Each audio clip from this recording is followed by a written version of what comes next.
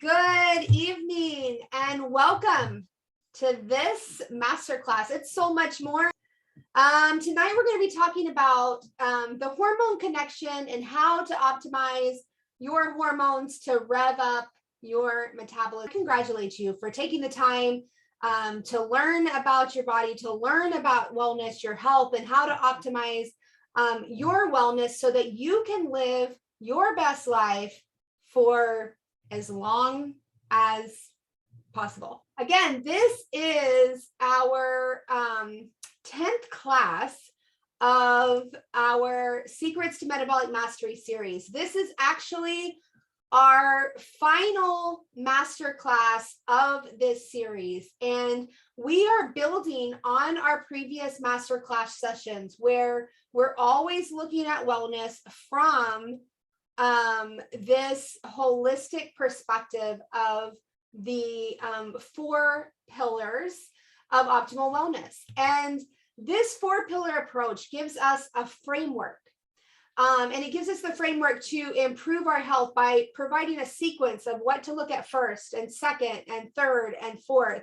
And when we look at the 4 pillars, we'll see that the first pillar is balance, right? And we're balancing cellular fuel delivery. And in this pillar, we're really focusing on optimizing nutrition to improve circulation, oxygen, blood sugar balance, as well as managing stress to promote healing.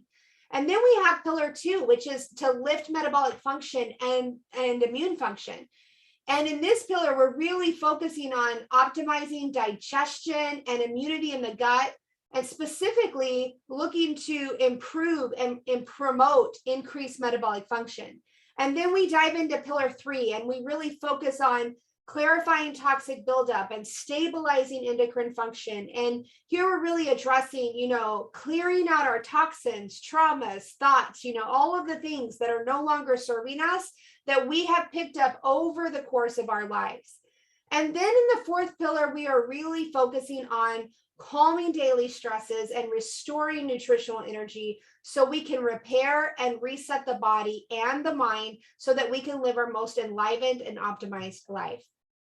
And in this series, we have been really looking at these 4 pillars of optimal wellness, specifically from the lens of metabolic mastery and improving our metabolism, especially in how it relates to stress and the effects that stress can have on our metabolic function, as well as overall wellness. And we've done that through our first class, which was looking at, stress metabolism and what stress does in the body and if we were stressed and how it's affecting us. And then we, of course, set our goals and learned how to do that in a way that we could actually, see the plan and achieve what we were set out to do. And then we looked at eating for energy, which is really, maintaining that blood sugar stabilization, from sunrise to sunset. So you're not going too high ever, and you're not coming too low. And then we looked at releasing what no longer serves us and using our tools through nutrition and through aromatherapy so that we can rid the body completely of those toxins, those traumas, those thoughts, and everything else that gets stuck in the body. Then we looked at how to love our liver for life and really support this vital organ so that we can, that plays such a key and critical role in metabolic function, as well as every other biological function.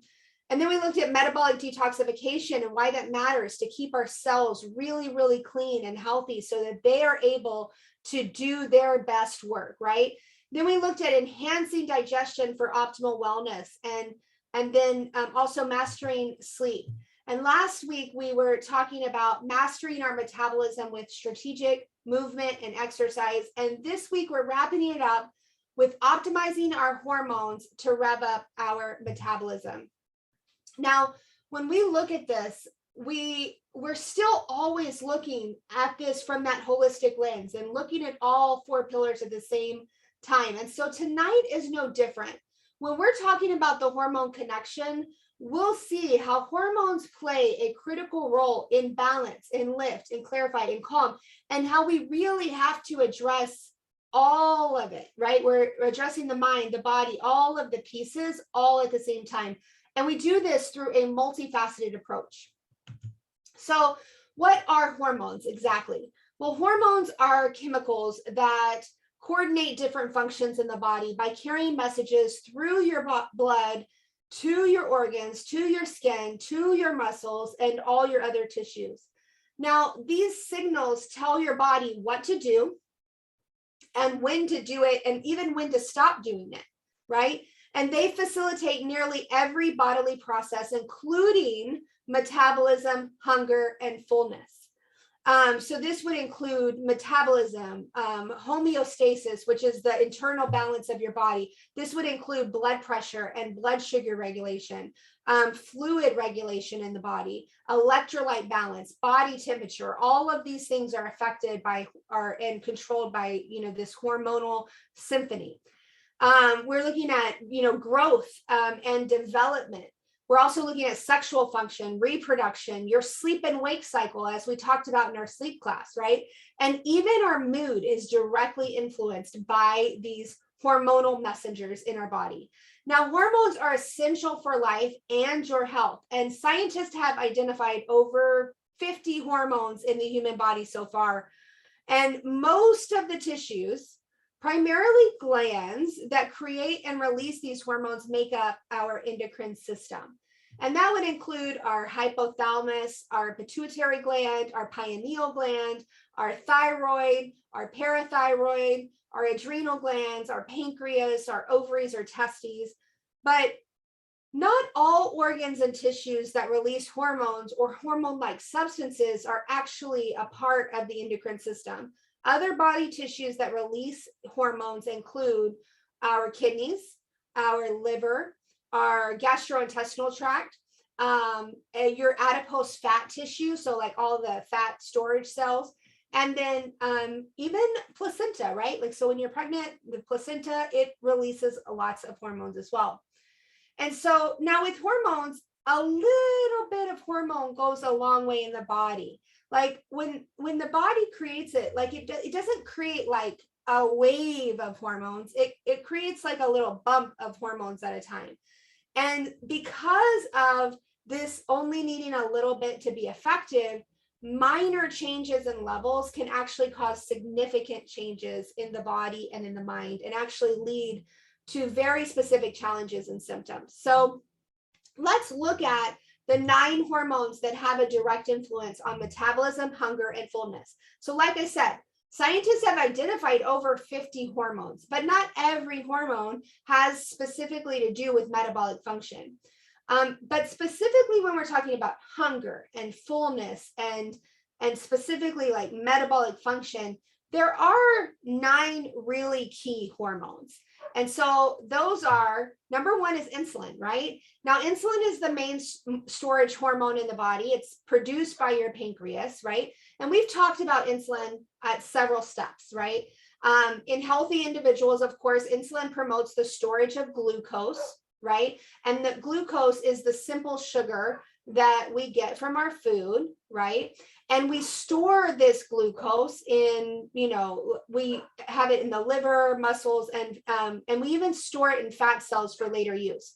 What's really interesting about glucose storage is that it happens all throughout the day. Like our body will actually store it away, and then we'll use it like an hour later. I know a lot of people, we tend to think like that we store things in our fat cells and we don't use it for like months and months and months. Actually, it's a constant thing that's happening all day long. Your body, like you eat, and then it's storing things away. And then maybe 30 minutes, an hour, 2 hours, 3 hours later, when your body needs it, it just pulls it right back out. It's like sticking it in the refrigerator and then taking it back out. Then we have like other types of fat storage that's more like putting it in the deep freeze, right? And so then the body has to take that out as well. So it's a constant process of like storing things and then using it and then storing it and using it as needed. And the body is really, really, really efficient. And so the body secretes insulin in small amounts throughout the day, and then in larger amounts after meals. And this hormone transfers the glucose from our food into the cells, either and it either does it for energy, like when it's going to use it, or it does it for storage, depending on the body's current needs at that time. So another key hormone is leptin. Now, leptin is the fullness hormone. It basically works by telling your hypothalamus in the brain to regulate, that regulates appetite when you're full. Now, what's interesting is that leptin is produced in a ratio equivalent to how much body fat that we have. So the more body fat that we have, the more leptin that our body will produce. And so for this reason, scientists have started looking at something called leptin resistance. Now, just like we learned with insulin resistance, the more you have, you get this down regulation cycle, right? To where the cells are overloaded with the signal and they're like, whoa, stop talking to me, right? So science is starting to look into that with leptin as well. So what we know though, what science knows for sure is that the more body fat we have, the more leptin you're definitely producing. And so it kind of appears that as we start producing more and more leptin, that the signal is maybe not getting into the cells and we're not discovering that we're full when we're actually full. So like the higher your body fat, the more you tend to eat, right? And there's a lot of belief in science that this particular hormone is what's driving like overeating. It's possible. We're going to talk about a few other hormones that could also play a role in that as well. So number 3 is ghrelin. Ghrelin is essentially the opposite of leptin, right? It's the hunger hormone. It sends a message to your hypothalamus that indicates that your stomach is empty and it needs food. Its main function is to increase appetite. Now, normally ghrelin levels are highest before eating and lowest after a meal. So anytime that, if that's working correctly and we're getting that feedback loop, that's what we see. Now, another hormone is cortisol. Cortisol, of course, we've talked about it, throughout this entire series, because cortisol is known as the stress hormone. It is produced by your adrenal glands. Now, during times of stress, this hormone actually increases heart rate. It boosts energy levels, right? And it's typically released alongside of adrenaline. And it's in response to like the fight or flight response. Now, it's important for our body to release cortisol. We even talked about it with the sleep and wake cycle. It's critical for cortisol to be released, and it's a very, very important hormone. However, chronic high levels can lead to health issues, including heart disease, diabetes, low energy levels, high blood pressure, sleep disturbances, and even weight gain. And so there's a lot of lifestyle habits that can contribute to high cortisol levels. But one of the ones that we definitely want to look at is high chronic stress levels. And so that's one that we've been talking about week after week after week. And I'll probably continue to talk about it week after week after week in the future, because that chronic stress really plays a toll on our body.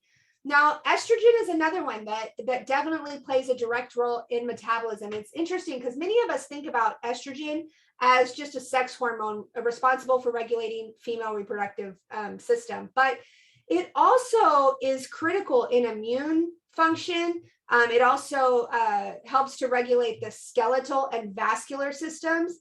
And so although we don't always think of it as a metabolic hormone, and we kind of just put it off like, oh, that's a sex hormone category, this hormone does much more than just regulate your female cycles. And high levels of estrogen, which are often seen in people with obesity, are associated with certain cancers and other chronic diseases. And then on the other side of that, when you have low estrogen levels, you often experience central obesity, which would be like the visceral fat accumulation in the trunk of the body, right? And then that visceral fat can lead to other health problems such as high blood sugar, high blood pressure, heart disease. And we know that this visceral fat is directly contributory to the morbid death rate, right? So how long somebody lives, right? So it's a very direct contributor to that.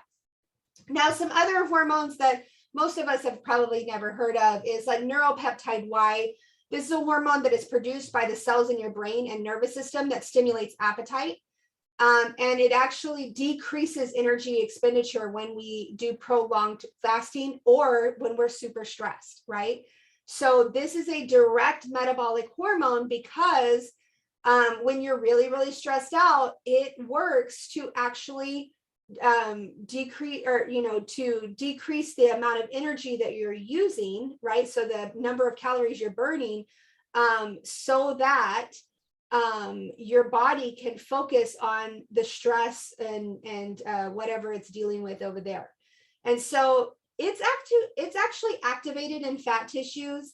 It increases fat storage. It definitely plays a part in metabolic syndrome and chronic diseases, and it definitely has a direct corollary effect with stress, right? Now we're still studying all of the correlations here. Like I said, science is constantly expanding, constantly studying, but we do know that this is a very, very key hormone in this factor.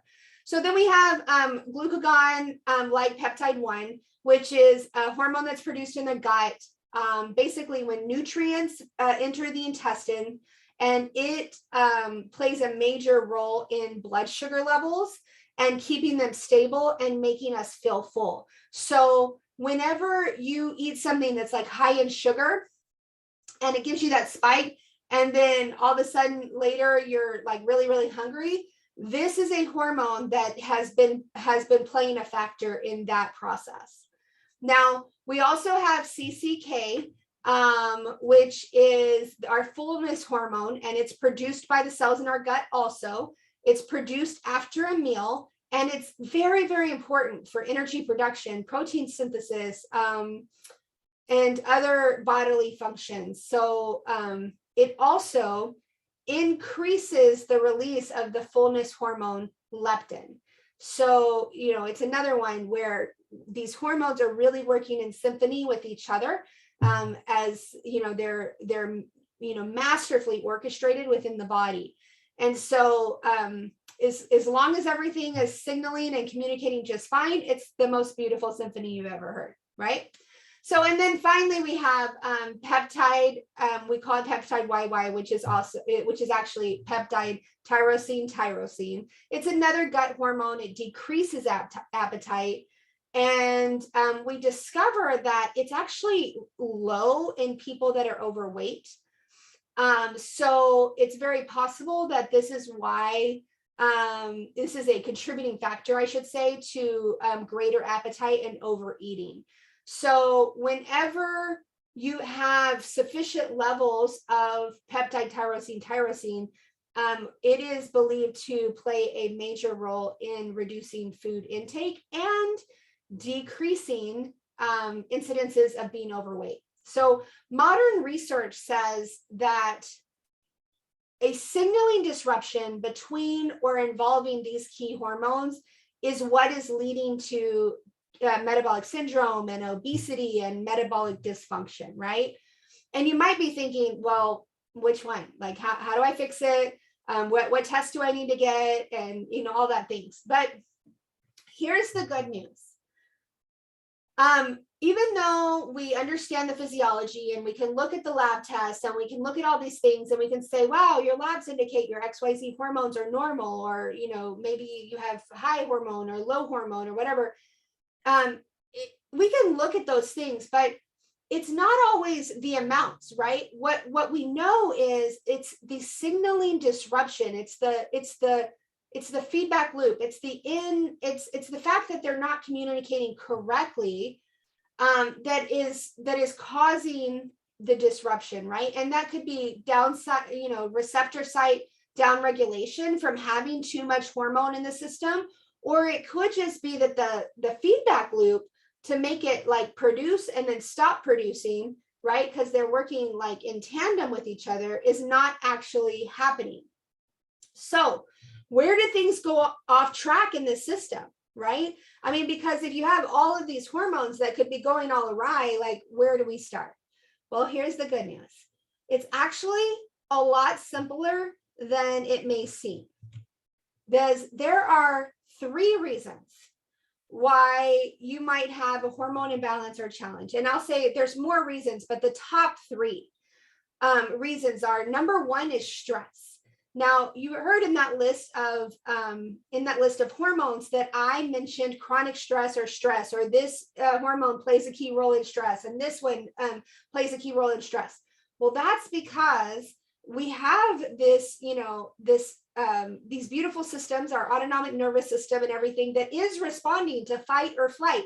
And our body, anytime that it's challenged and it needs to respond to stress at a high level, it starts to downregulate other systems in our body. So we have this beautiful symphony of signaling molecules and hormones and neurotransmitters and all the things that are working. But when we have a high amount of stress, we're causing our immune function and endocrine function to have to look at that, right? So that's number 1. Number 2 is blood sugar imbalance. And this is why we address this in the very first phase, pillar 1, and we talk about it at every single stage of health. Blood sugar balance is critical to being able to optimize our wellness. And then number 3 is inflammation systemically in your body. And basically, because of this high levels of inflammation all of the time, our immune system just stays out of balance, right? So these are the 3 things that typically cause our hormones to be out of balance. And if you don't address the stress, if you don't address the physiology, the blood sugar imbalance, the inflammation from all sources, including liver congestion, right? Like that's a really big one.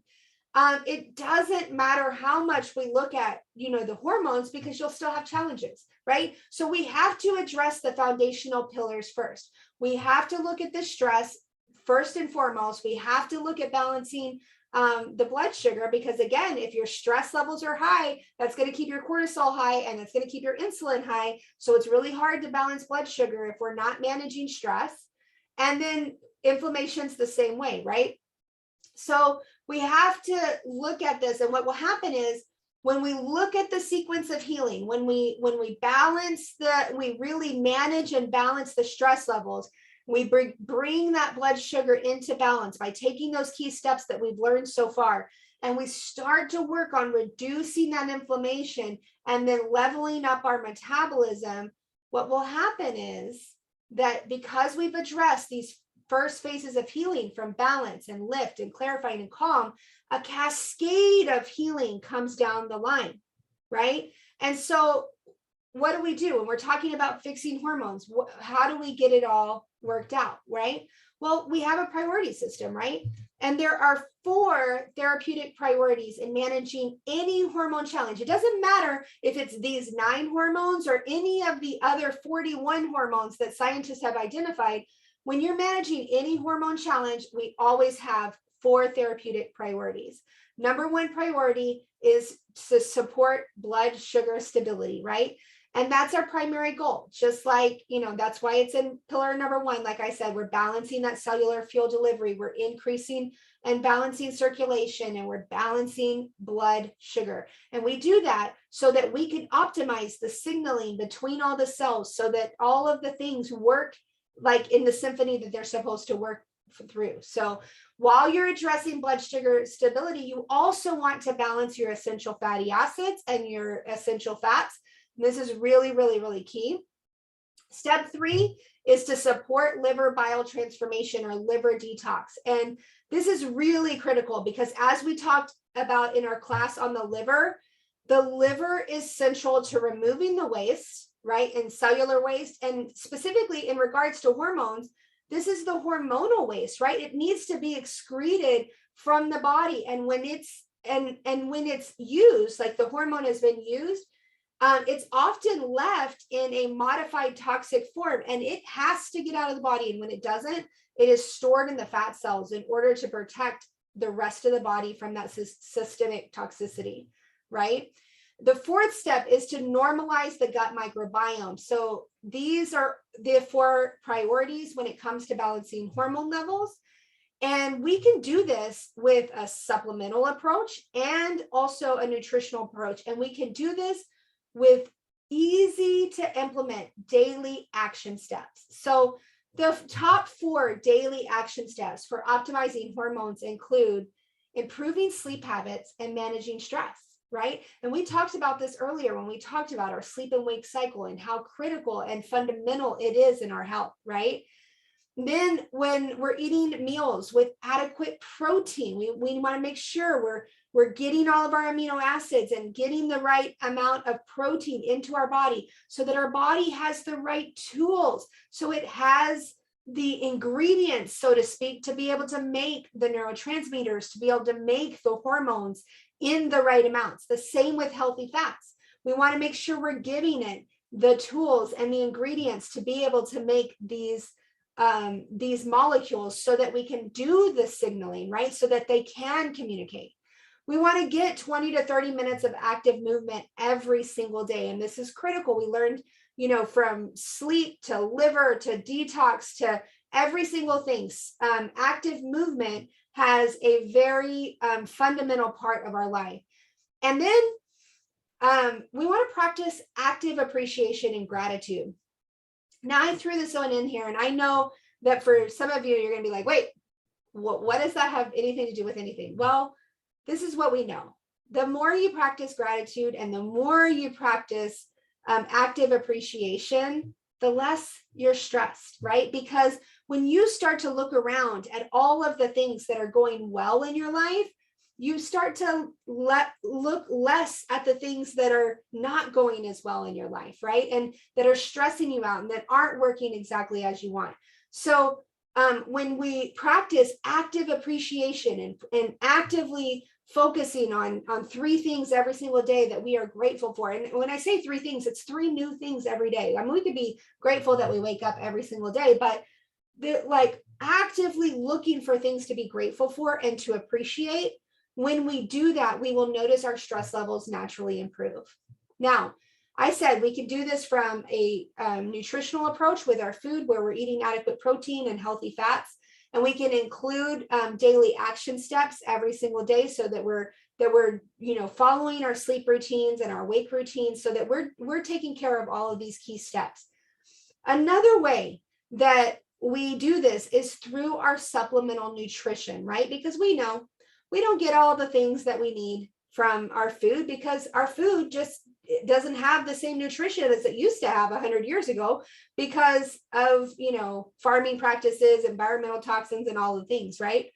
And so as I was preparing this presentation and I was thinking about supplemental nutrition and how we can make sure to fill in all of the gaps of our nutrition because even though we're out there and we're trying to get all the things, the adequate protein and the healthy fats and all the things, how do we make sure we're getting all of the little vitamins and everything, right? So how can we address the 4 therapeutic priorities for balancing hormones as well as improving sleep and managing stress and increasing nutrition?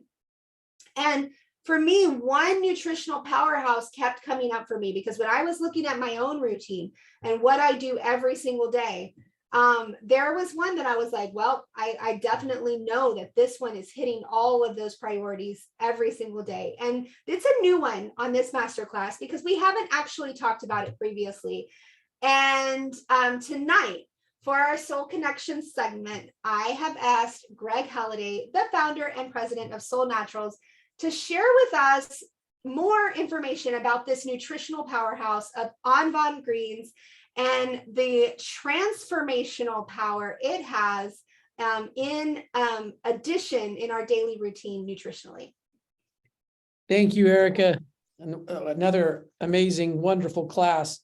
And I think you had the perfect choice to feature Avant Greens because I think if I look at the line of Soul products, and our philosophy is to provide a wide array of nutrients and wrap them around, in our opinion, nature's most complete plants, which are adaptogens, most balanced and complete. But if you compared all the Soul products, Avant Greens actually would be the absolute widest array and the most deep in terms of quantity, the amount of the nutrients. And the reason for that is because it's loaded, and it's true when you think about hormones and how they relate to metabolism, but just hormones and the whole topic, which you really taught well.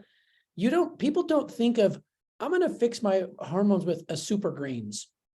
I'm going to eat super greens, because Avant Greens is kind of like that. The name Avant is because greens are thought of in a certain way, and we want them to be thought of in a different way. We want them to be thought of a blend of greens like we're providing here, preserved in powder, because you can get a much greater quantity. And in fact, we sort of argue that that's what's needed. I was trying to pick a different word than argue, teach, believe that we just have to really increase the quantities of good right now, really, because of levels of stress, because of chemicals that we're amazing at producing as society, pollutants that we don't want to talk about. Nobody wants to. No organization that has any kind of responsibility around the air we breathe, the water we drink, et cetera, et cetera, et cetera, really wants to talk about it. And so honestly, we can live on the positive side, to your point, by really making change in what we bring in. And Avant Greens, it was designed for someone who was part of Soul. She actually, when Soul founded 10 years ago, was given a week to live, right when we founded, and lived a number of years after that. I won't get into what she had in a very rare form of what she had, but essentially this formula was the difference maker to give her. Now, she used other Soul products for many, many years. And so when we launched this, not only was there a pretty involved study that Dr. Allison headed up with a lot of participants, and one of the big results that took her, she's a clinical psychologist and also an herbalist. It took her by surprise the extent that hormone and hormone-related imbalances in stress were positively affected. In other words, it was much greater than we even anticipated, both from a normalizing point of view and also a cleansing.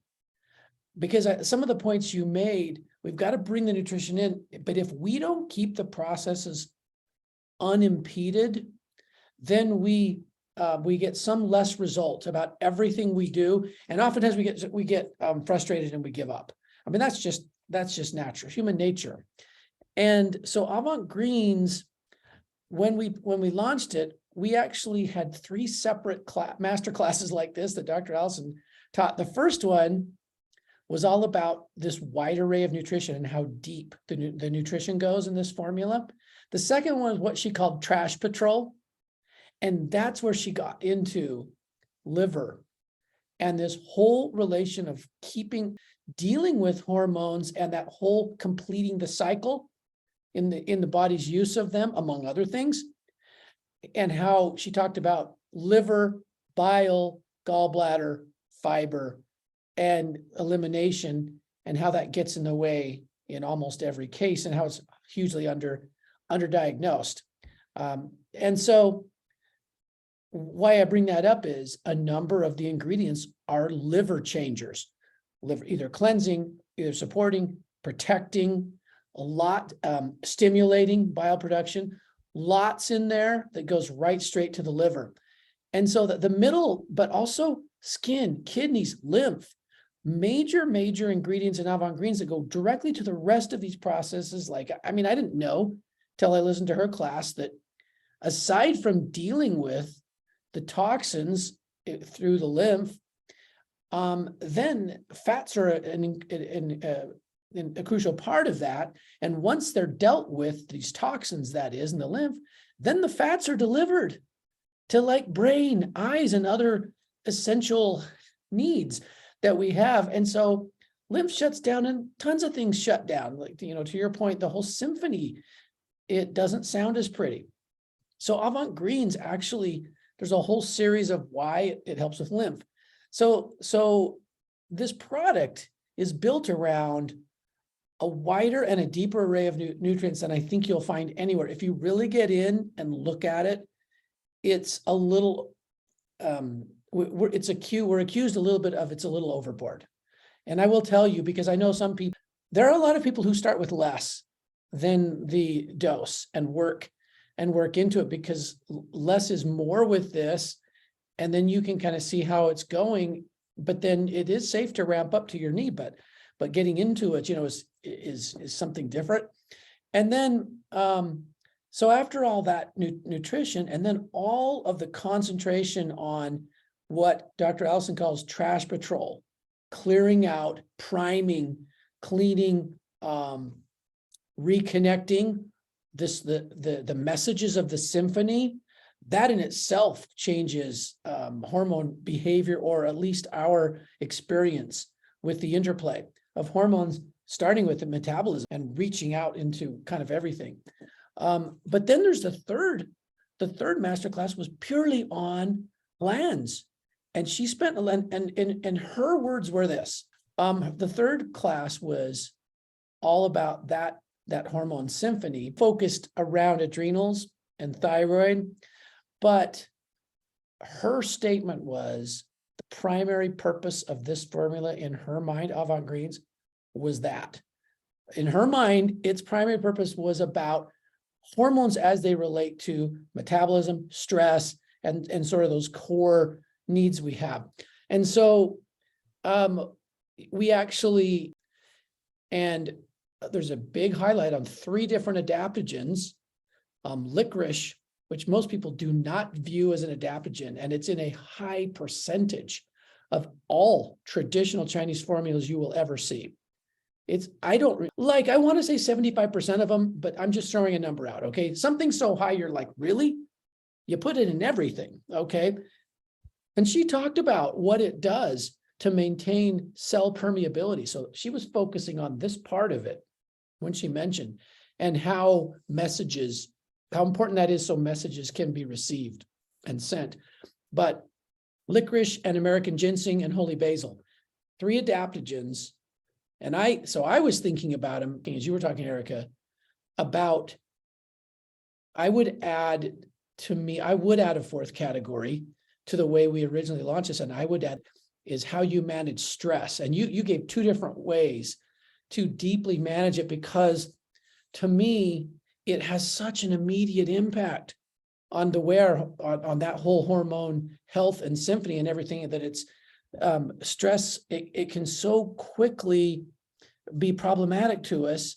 And it also, most people don't believe, it can really quickly be put in a better course too. It's not that it's solved immediately, but it can be changed for good a notch almost immediately, is my belief.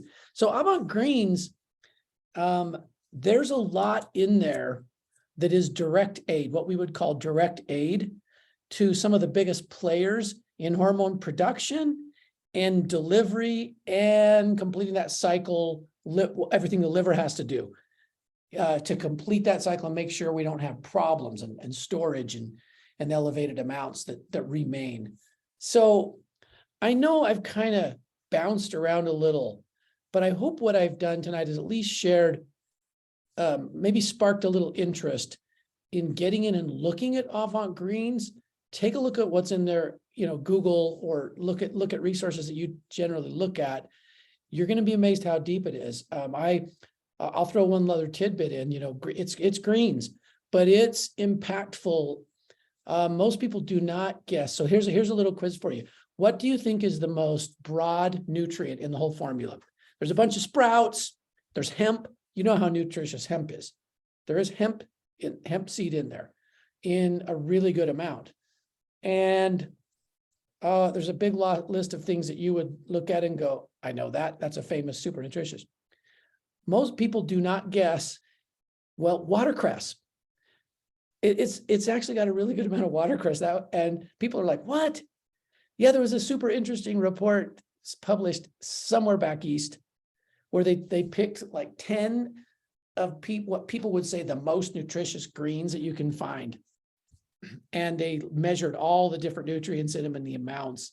Watercress actually beat all of them, and it wasn't close. So including spinach and all that. So Avant Greens, and that's one of what? How many ingredients are in it? Like 25? I don't even remember. I've got to go look. I'd have to go count them. That's one. So it's super loaded. There's a lot it's going to do. So yeah, it's kind of crunchy. Like there are sprouts and sprouted seeds. So you get the sprout and the seed because for a reason.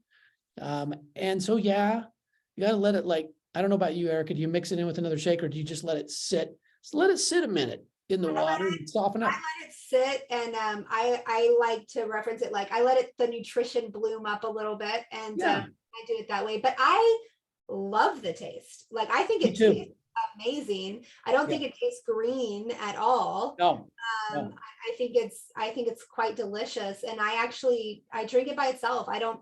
I don't mix it with so do anything. I. So do I. I do not mix that one. I put it in stuff because people say you ought to try it in this or that, but I actually like it alone. Mhm. Yeah. I love it. Well, thank you so much for this information tonight. And I completely agree. I mean, I was looking at all of the different products that we could feature tonight with hormones, and you guys, there's an entire category of the clarifying category that, of course, all have very targeted, for endocrine and glandular, systems and whatnot. But this one really got me because I was like, wait, this one hits every single target category. When we talk about metabolism and hormones and how they relate together, this is one that hits every single priority that we look at therapeutically in order to optimize healing in the body. So I appreciate your information as well. And I know that probably many of you are like, wait, how do I get those master classes? And if you are thinking that, talk to your mentor because they might be available in the Facebook group because they're good. You probably want to learn all the things as well. Okay, so when we crave sugar foods, is it because we lost the good sugar balance, and should we reach out for another cinnamate or something else instead of delicious pies or chocolate cake? So my answer is yes. If you are craving sugary foods, your hormonal balance is signaling in that way. And the reason is because it's gotten off of balance. And so to answer, should you reach out for another cinnamate? Well, I'm going to tell you something really magical about cinnamate. If you eat a chocolate cake, have a cinnamate afterwards. Like if you celebrate any kind of thing, or if it's a birthday, or even if it's not celebrating, you're just having chocolate cake and pies and all the things on any day of the week, because there's much to celebrate every day, right? Have cinnamate anytime you have something that's high in sugar, because cinnamate will help you to balance that sugar, even in the acute immediacy, right? Like it helps us systemically all the time. But I haven't found one single instance where somebody has had like a cupcake and then drink a cinnamate and then tested their blood sugar, because, if you don't want to guess, you can test, and you can actually test me on this.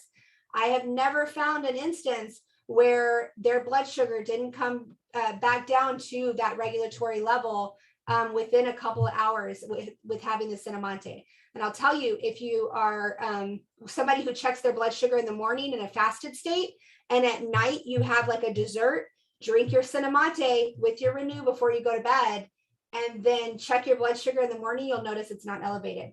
Cinnamate works. I'm telling you, it works.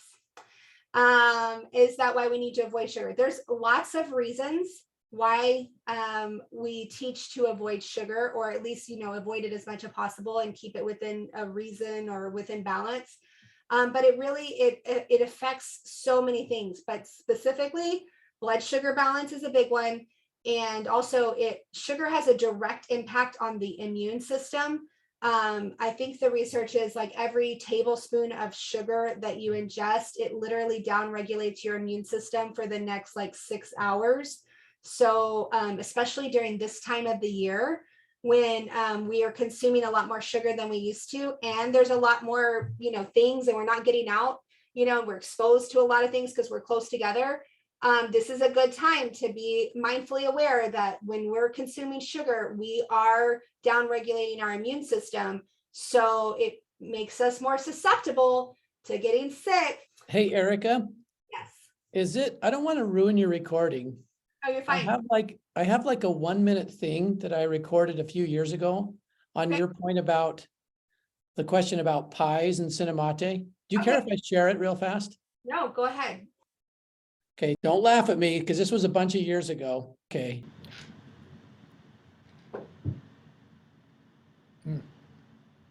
Delicious.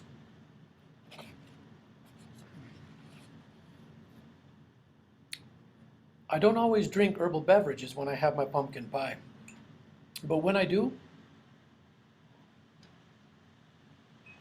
I prefer cinnamate.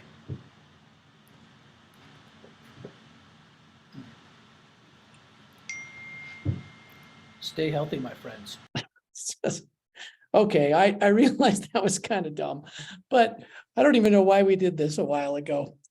But I do the same thing you just said. That's why I showed it. If I want to eat something, and Allison gets mad at me. She's like, don't tell people to eat stuff. But it works.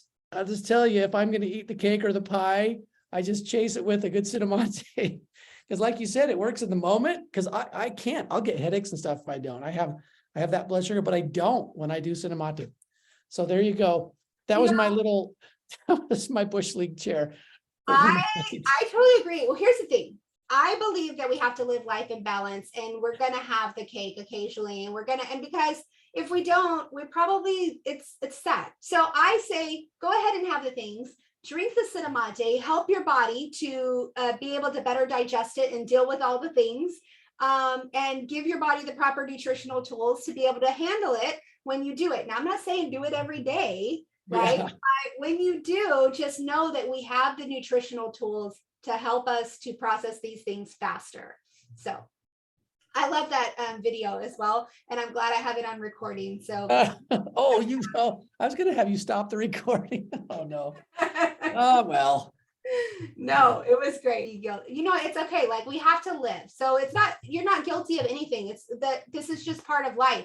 But now you know that you have the nutritional tools to be able to handle when you do, which will help you to be healthier, right? Like, if we can get our body to process all that goodness a little bit faster, then on the other side of that, we can live in a better balance. So thank you so much for coming. Thank you, Greg, for coming out and sharing your information as well. Bye-bye.